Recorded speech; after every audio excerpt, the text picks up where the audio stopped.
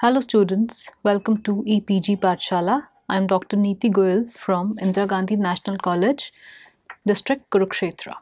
Today we are going to discuss about a module, Management, the conceptual framework under paper, Principle and Practices of Management. Learning outcome. After completing this module, the students will be able to understand the meaning of management, understand the nature and features of management, define the process and functions of management, importance of management, and the levels of management. Management. Management is indispensable wherever human efforts are to be undertaken collectively to achieve certain objective. Management integrates the human and the physical resources for efficient achievement of objectives. Without the leadership provided by management, the resources of production remain resources only. According to Theo Heyman, management has three different meanings. Management as a noun refers to a group of managers. Management as a process refers to functions of management, that is planning, organizing, directing, controlling, etc. Management as a discipline refers to the subject of management. It is required not only in business enterprises but to all kinds of organizations wherever resources are deployed to achieve some objectives. It is a specific organ of all kinds of organizations, since every organization needs to utilize their limited resources most efficiently and effectively for achievement of their goals. Without management, there will be chaos, wastage of time, efforts, and resources. Although management is pervasive, our discussion is confined to managing a business enterprise only. The quality of management has a major implication on the growth and prosperity of the enterprise. Management is dynamic and gives life to every organization. The aim of management is to accomplish desired goals. To achieve goals, one needs to deploy resources. Management aims at judicious use of these resources. In today's competitive world, the quality of management lays the foundation of the enterprise. Conceptual framework of management. As we can see here, management relates to taking decisions regarding various resources, that is, the human, physical, and capital resources to achieve the objectives of the business organization. Definitions of management. Henry Fayol, who is known as the father of modern management, defined management as management is to forecast, to plan, to organize, to command, to coordinate and control activities of others. F.W. Taylor defined management as management is the art of knowing what is to be done and seeing that it is done in the best possible manner. According to Joseph Massey, management is the process by which cooperative group directs actions towards common goals. Henry Sisk defines management is the coordination of all resources through the process of planning, organizing, directing, and controlling in order to attain stated goals. Tho Harmon and William Scott defines management as social and technical process that utilizes resources, influences human action, and facilitates changes in order to accomplish an organization's goals. According to Robert Greintner, management is a process of working with and through others to achieve organizational objectives in changing environment. Central to this purpose is the effective and efficient use of limited resources. According to Harold Kuntz, management is the art of getting things done through and with people in formally organized groups. According to Peter Drucker, management is a multi-purpose organ that manages business and manages managers and manages workers and work. Mary Parker Follett defines management as the art of getting things done through people. A manager is one who contributes to the organization's goals indirectly by directing the efforts of others, not by performing the task himself. On the other hand, a person who is not a manager makes his contribution to the organization's goals directly by performing the task himself. All management definitions have something in common. As we have studied all the definitions, we can see that all definitions have something in common, though all definitions are different. The similarity between all the definitions is management is carried out in order to achieve some objective. It puts together the human, physical, and the capital resources. It is the art of getting things done. Management functions, or the process of management. There are 5 functions of management: planning, organizing, staffing, directing, and controlling. The first function of management is planning. Planning is deciding in advance what is to be done, how it is to be done, and when it is to be done, who will do it, and how the results are to be evaluated.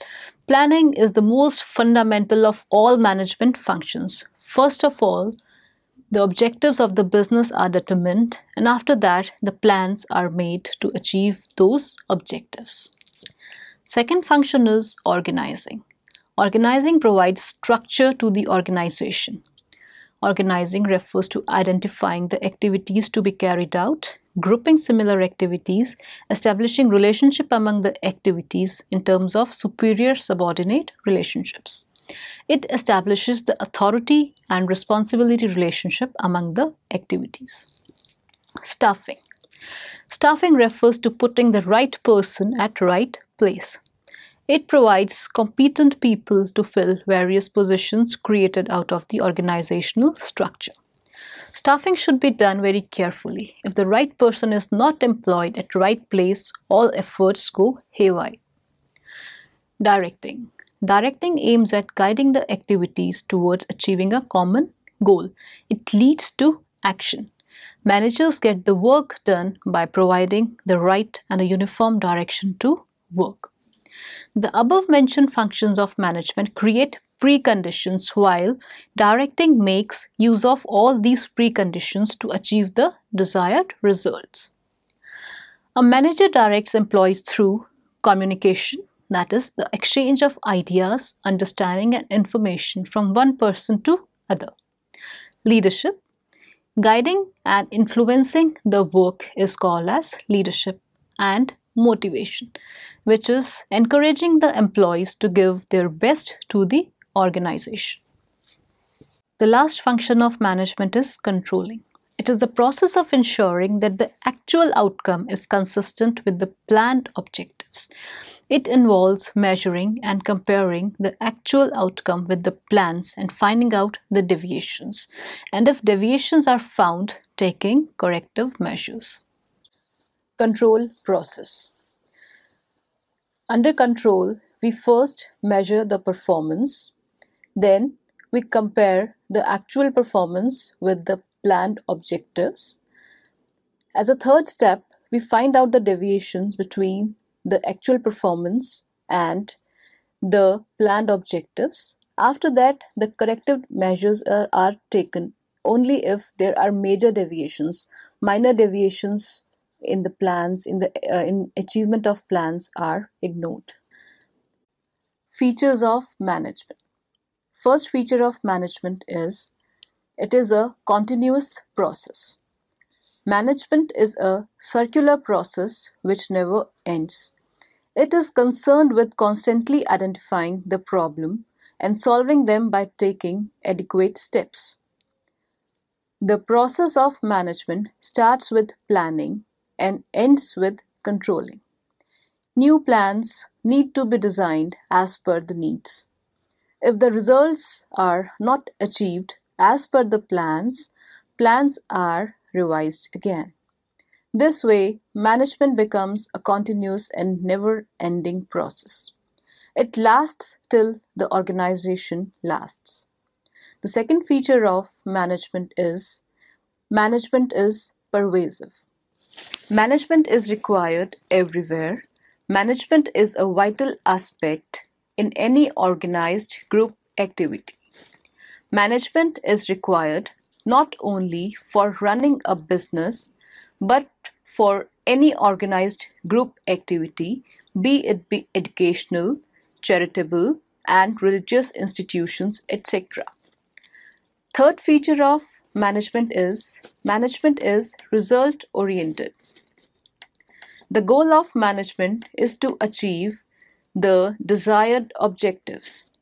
Management makes group efforts more effective. The group as a whole cannot realize its objectives unless and until there is mutual cooperation and coordination among the members of the group. Management creates teamwork and team spirit in an organization by developing a sound organizational structure. It brings the human and material resources together and motivates the people for the achievement of goals of the organization. The fifth feature of management is an integrative force. Management aims at integrating the human resources with physical and capital resources. Human efforts are directed towards the effective use of these resources so that the desired result can be achieved in the best possible way. Managers also seek to harmonize the individual's goals with the organizational goals for the smooth working of the organization. The next feature of management is multidisciplinary. Management deals with both human and physical resources. To manage people is a much difficult task than managing physical resources. A manager needs to be good at understanding the emotions, feelings, and aspirations. So, management is a very complex job. Therefore, management uses knowledge from many different subjects such as psychology, sociology, economics, information technology, etc. Therefore, it is disciplinary in nature. Management is flexible. Management aims at achieving the objectives in the future. Various plans are made to achieve those objectives. However, future is uncertain, so a manager needs to be flexible in his approach and enough scope should be there to incorporate the necessary changes. Owners and managers may be different. In small organizations, generally, the owner manages the business himself, but the need of management arises when there are so many people to do the work. In large organizations, generally, management is separate from ownership. The managers are highly qualified professionals who are hired from outside. Management is both an art and science. An effective management is a blend of both science and art. Science provides the principles, and the art is the application of these principles. As science, there is a specialized field of knowledge that exists. Over the year, the principles of management have been identified. Frederick W. Taylor made significant contribution to the development of management science. He propounded the fundamental principles of scientific management. Even though management is a science, as it possesses a systemized body of knowledge which has evolved through observation and repeated experimentation, it is not an exact science like natural sciences, since management deals with the behavior of people in the organization. Behavior of people is much more complex and variable, and it is difficult to do the controlled experiments. As a result, management principles cannot be applied directly as a rule of thumb, but they just serve as a guide in decision making and problem solving. The application of these principles depend on the ability and the creativity of the manager. There is no hard and fast rule for the application of these principles. Different situations arise which require the application of the specialized field of knowledge, but the way these principles are applied distinguishes a successful manager from an unsuccessful one. Thus, management is both a science and an art. Developments in the field of knowledge of management help in the improvement of its practice, and improvements in the practice of management spur further research, resulting in further development of management principles. Next, management is intangible. Management is intangible, that is, it cannot be seen and touched, but it can be felt and realized by its results. Good management leads to the successful enterprise, but an unsuccessful management leads to its failure. Management is dynamic. Management is dynamic in nature. That is, management is creative and innovative. An organization will survive and succeed only if it is dynamic.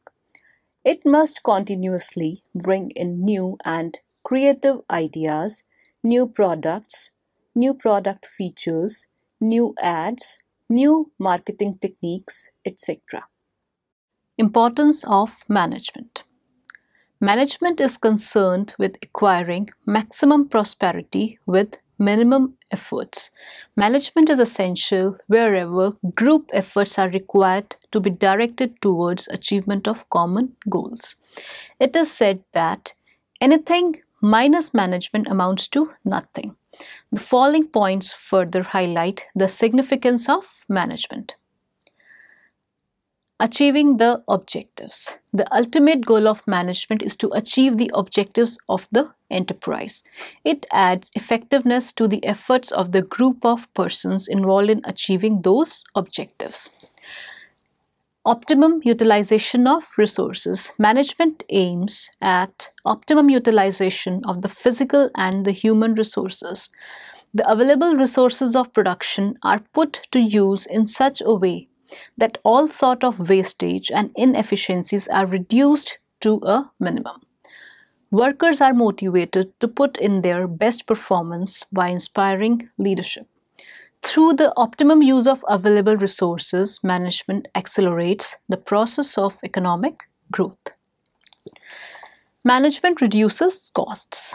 In the modern era of intense competition, only those concerns can survive in the market which can produce goods of better quality at minimum cost. A study of principles of management helps in knowing certain techniques used for reducing costs. Management, by decreasing cost, increases the profits and thus provides opportunity for future growth and development. Management establishes a sound organization. Efficient management creates a sound organization. It not only establishes a sound organizational structure, but also employs the right type of people at right place to carry further the operations of the enterprise. Change and growth. A business enterprise operates in a constantly changing environment. Changes in business environment creates uncertainties and risk and also produce opportunities for growth. Sound management makes effective SWOT analysis to ensure the success of the business. Management provides innovation. Management gives new ideas, imagination, and vision to the enterprise. Social benefits of management. Management is useful not only for the business firms but to the society as a whole.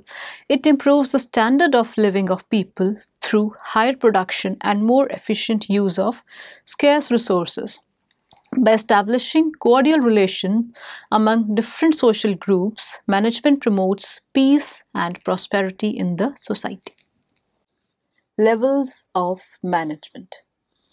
There may be different levels or layers of management in an organization depending upon its size, technical facilities, and the range of production.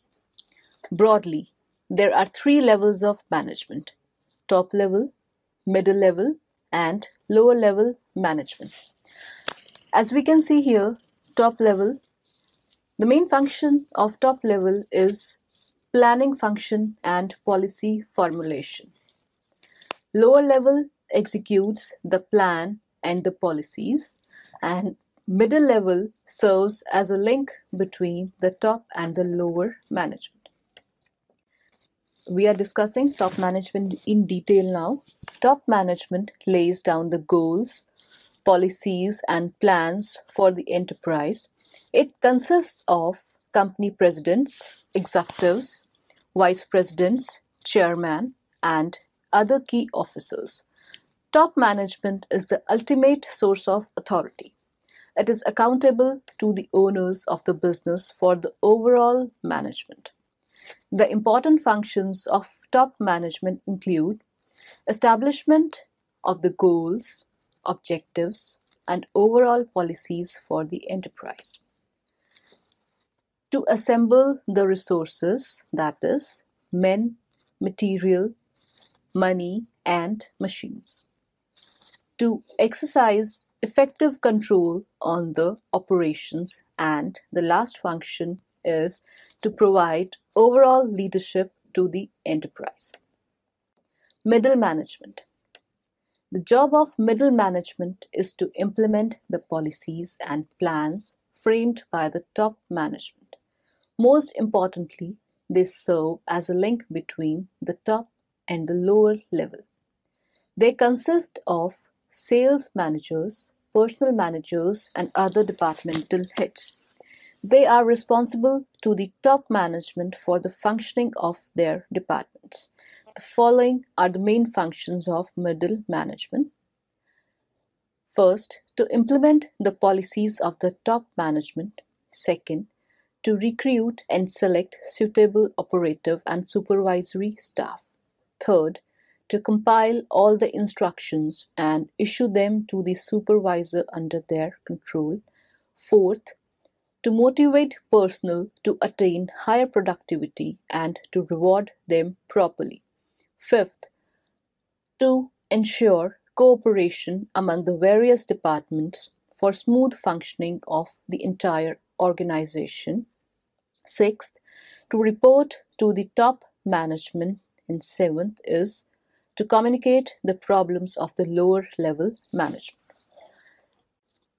Then, the lower or the operative management. Lower management basically performs the executory function.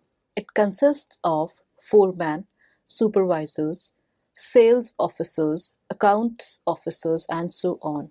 They are in direct touch with the rank and file or workers. Their authority and responsibility is limited. They pass on the instructions of the middle management to the workers. They prepare the short-term or operating plans. They are also involved in the day-to-day decision-making. They have to get the work done through the workers. They allot various jobs to the workers, evaluate their performance, and report to the middle-level management. They are more concerned with direction and control functions of the management. They devote more time in the supervision of the workers. Management versus administration. The use of the two terms management and administration are generally used interchangeably, but the two terms are different. The difference between management and administration can be summarized as under. Management versus administration. Management is an art of getting things done through others by directing their efforts towards achievement of predetermined goals, while administration is concerned with formulation of broad objectives, plans, and policies. Management constitutes the employees of the organization who are paid remuneration in form of salaries and wages, while administration represents the owners of the enterprise who earn return on their capital invested and profits in the form of dividend. Management is a middle and a lower level function, while administration is a top level function. Management is a doing function because managers get work done under their supervision. Administration is a thinking function because plans and policies are determined under it.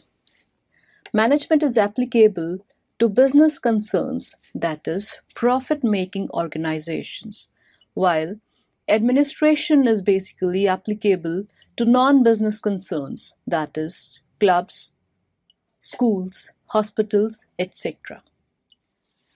Management decides how to do, while administration decides what is to be done and when it is to be done.